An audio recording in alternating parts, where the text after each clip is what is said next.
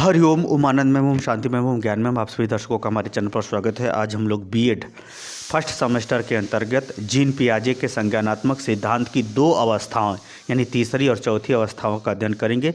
इसके पूर्व की दो अवस्थाओं का अर्थ उसको डिटेल में सब बताया समझाया जा चुका है। इस वीडियो के अंतर्गत हम लास्ट की दो अवस्थाएं यानी तीसरी और चौथी अवस्थाओं के विषय में अध्ययन करेंगे, जिसको मूर्त संक्रियात्मक अवस्था और चौथी अवस्था को अमूर्त या औपचारिक संक्रियात्मक अवस्था कहते हैं। तो अब जीन पियाजे ने हालांकि चार अवस्थाओं से बताया था कि ज्ञान का विकास होता है। दो अवस्थाओं को मैं डिटेल में बता चुका हूं कि उसके ज्ञान के विकास का स्वरूप या दायरा या क्षेत्र या व्यवहार किस तरह से बढ़ता है, किस तरह से समझ सोच ज्ञान बढ़ता है, उसको बता चुका हूं। आज हम तीसरी अवस्था को देखते हैं।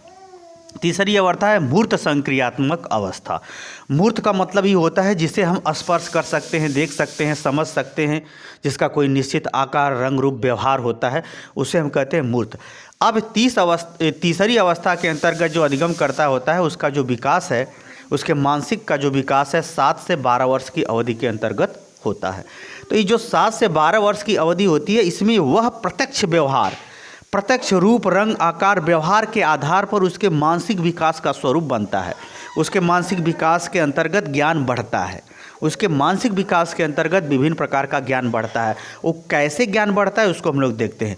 प्रत्यक्ष व्यवहार, जो कुछ भी वो लोगों से व्यवहार रखता है या कोई कार्य करता है, लोगों से संबंधित ज्ञान की बातें होती है या कोई क्रियाकलाप करता है प्रत्यक्ष रूप से, तो उससे उसके ज्ञान का विकास होता है। अगला कार्य कारण, यानी जब कोई कार्य करता है तो प्रत्यक्ष रूप से भाग लेगा, प्रत्यक्ष रूप से कार्य भी होगा, क्योंकि इस अवस्था में आते आते वह किसी कार्य के पीछे कारण को भी वह प्रत्यक्ष रूप से देखने लगता है, उसकी आवश्यकता को समझने लगता है, उसके महत्व को धीरे धीरे समझने लगता है, उसके मूल्य को समझने लगता है। तो इसके संबंध में उसके ज्ञान का विकास होता है। आत्मनिष्ठा, आत्मनिष्ठा का मतलब जो भी वो प्रत्यक्ष रूप से देखा है, अनुभव किया है जिन चीज़ों को, उसमें जो है स्वयं अपने ऊपर भी विश्वास करके निर्णय देने लगता है, निर्णय लेने लगता है कि नहीं आप सही हो गलत हो, ये सब बताने लगता है। निर्णय लेने का भी ज्ञान बढ़ता है। और उस व्यवहार के अंतर्गत वह अपने भी व्यवहार पर विश्वास करने लगता है, यानी अपने भी व्यवहार पर क्या करता है, विश्वास करने लगता है। लेकिन अगर उसको गलती होती है तो उसमें सुधार करता है। और जब उसे ये धीरे धीरे समझ में आने लगता है 12 वर्ष की आयु तक कि हम जो बता रहे हैं, हम जो जान रहे हैं, सिर्फ उतना ही नहीं, उसके आगे भी बहुत कुछ है, तब उसके अंदर अहम केंद्रिता मतलब अपने ऊपर ज़्यादा विश्वास की जो है कमी आने लगती है। धीरे धीरे उसको कमी आने लगती है। तो धीरे धीरे वो जो कमी आने लगती है, उस कमी आने के फलस्वरूप या कमी आने के कारण वह जो है थोड़ा सा सीखने की प्रक्रिया में और किसी चीज़ को समझने की प्रक्रिया में, प्रत्यक्ष रूप से प्रक्रिया में भाग लेने संबंधी व्यवहार के माध्यम से भी उसका ज्ञान का विकास होता है। आगे शैली, इसमें स्टाइल, वह कार्य की स्टाइल, किसी चीज़ को सीखने का तरीका इत्यादि संबंधी भी उसके अंदर ज्ञान का विकास होता है। आदर्श, वह अपने जीवन में या अपने व्यवहार में किसी चीज़ को उत्तम रूप में भी समझने का प्रयास करता है। उत्तम रूप क्या है, इसका अंतिम रूप क्या है, इस व्यवहार का सबसे अच्छा रूप क्या है, इस सबसे संबंधित भी उसके अंदर ज्ञान होता है। क्योंकि वह सारी क्रियाओं को प्रत्यक्ष रूप से क्रियात्मक, यानी जो प्रत्यक्ष रूप से होता है उसमें क्रिया के माध्यम से उसका ज्ञान होता है। यही तीसरी अवस्था का नाम है। अनुमान, फिर वह क्रिया और व्यवहार के माध्यम से किसी विषय में अनुमान भी लगाने लगता है, यानी लक्षणों को समझने लगता है। लक्षणों से संबंधित ज्ञान को उसके अंदर, अनुमान संबंधी उसके अंदर जानकारी दिमाग में होने लगती है, यानी उसके ज्ञान का विकास होने लगता है। अगला मापन, किसी वस्तु के मापन, लंबाई चौड़ाई भार इत्यादि के परिवर्तन में क्या स्वरूप होता है, ये सब चीज़ों को भी क्या करने लगता है, वह समझने लगता है। अगला है कल्पना, ये कल्पनाओं से भी वह धीरे धीरे चीज़ों को क्या करता है, समझने लगता है। कल्पनाओं यानी कल्पना करना कि ये ऐसा है तो इसको ऐसे बढ़ा दिया जाएगा तो ऐसा हो जाएगा, अगर ये चीज़ ऐसी है तो यहाँ पर कोई ऐसी चीज़ रहे तो यहाँ पे लगा के हम काम कर सकते हैं। तो किसी विषय में वो कल्पना करने की भी क्षमता इस अवस्था में उसके अंतर्गत देखी जाती है। चिंतन, यहाँ भी चिंतन बढ़ता है, लेकिन प्रत्यक्ष वस्तु, प्रत्यक्ष व्यवहार, प्रत्यक्ष क्रिया के लिए उसका चिंतन बढ़ता है। यानी समस्या का समाधान जो प्रत्यक्ष रूप से उसको दिखाई देता है, उसमें वह समाधान सोचने संबंधी उसकी मानसिकता का विकास होता है, जो प्रत्यक्ष रूप से है, प्रत्यक्ष से उसमें चिंतन बढ़ता है। इसी को उन्होंने तीसरी अवस्था का नाम दिया मूर्त संक्रियात्मक अवस्था, यानी इन विभिन्न दृष्टिकोणों से, विभिन्न क्षेत्रों से उसके जो है मानसिक विकास का जो है स्वरूप बनता है, यानी उसके ज्ञान के विकास का स्वरूप निर्मित होता है 7 से 12 वर्ष की अवस्था के अंतर्गत। इस अवस्था में सामान्यतः बहुत सारे लोग होते हैं, सामान्यतः अधिकांश लोग इस अवस्था तक पहुंच जाते हैं, यानी ऐसी मानसिक क्षमता यहाँ तक सामान्यतः सभी लोगों में आ जाती है सामान्यतः। आगे अगर इन्होंने चौथी अवस्था बताया मूर्त या औपचारिक संक्रियात्मक अवस्था, ये अवस्था में सब लोग नहीं पहुंच पाते, यानी जो कुछ थोड़ा विलक्षण है या कोई विशेष है या कोई विशेष मानसिक क्षमता रखता है या कोई विशेष उसके पास किसी चीज़ को सोचने समझने जांचने परखने की क्षमता होती है या विशेष बुद्धि क्षमता होती है, तब वो लोग जो है चौथी अवस्था में आते हैं। यह अवस्था अमूर्त संक्रियात्मक अवस्था, मतलब संग को हटाइए, क्रियात्मक, यानी ऐसी चीज़ों पर वह अपना कार्य करता है, व्यवहार प्रदर्शित करता है, उसके माध्यम से अपना ज्ञान विकास करता है, जो होती है परंतु दिखाई नहीं देती, जैसे आत्मा, ऊर्जा, इलेक्ट्रिक होती है लेकिन दिखाई नहीं देती।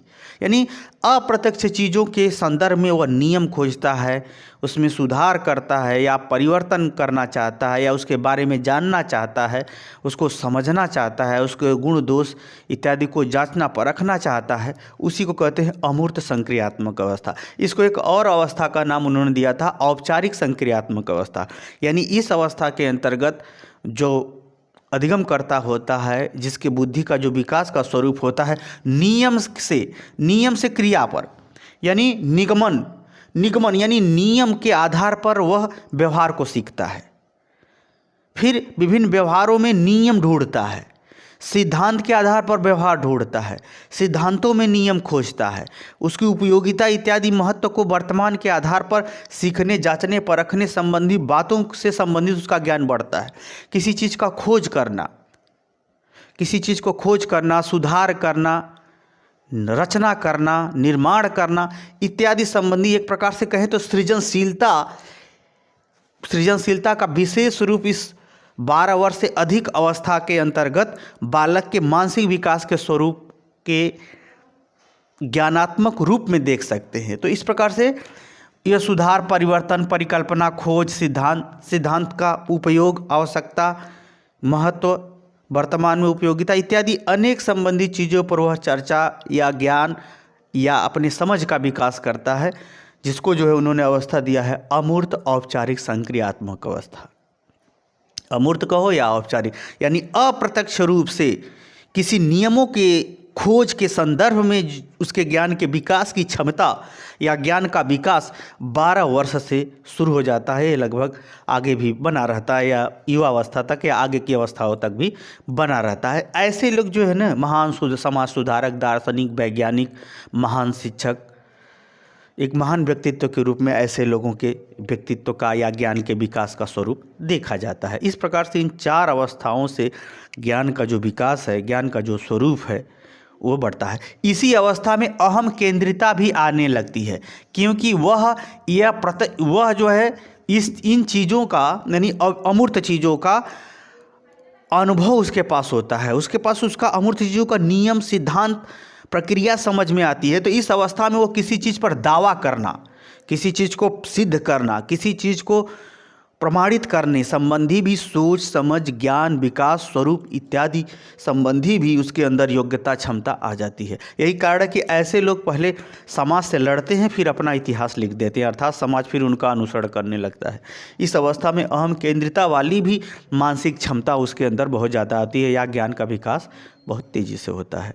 इस प्रकार मैंने आपको 4 जीन पियाजे के संज्ञानात्मक विकास के यानी ज्ञान के विकास का स्वरूप विभिन्न अवस्थाओं के अंतर्गत किस तरह से होता है, किस क्षेत्र में होता है, किस रूप में होता है, किस व्यवहार में ज्ञान का विकास होता है, वो सब मैंने आपको समझाने का प्रयास किया है। मुझे उम्मीद है कि आप समझ गए होंगे। समझ गए हो तो झट से कमेंट बॉक्स में बताइए। साथ ही मेरे चैनल को लाइक शेयर सब्सक्राइब कीजिए। याद रखिए, बिना कर्म का कुछ मिलने वाला नहीं। अगर बिना कर्म का कुछ मिल भी गया तो आप उसका दुरुपयोग करके पतन को प्राप्त होंगे। अतः कर्म के माध्यम से अपने ज्ञान, व्यवहार, व्यक्तित्व का विकास कीजिए। इसी में आप महान बनेंगे, समाज महान बनेगा, समाज अच्छा बनेगा। मुझे उम्मीद है आप समझ गए हैं, समझ गए तो कमेंट बॉक्स में जरूर बताइए। साथ ही मेरे चैनल को लाइक शेयर सब्सक्राइब भी कीजिए। हरिओम।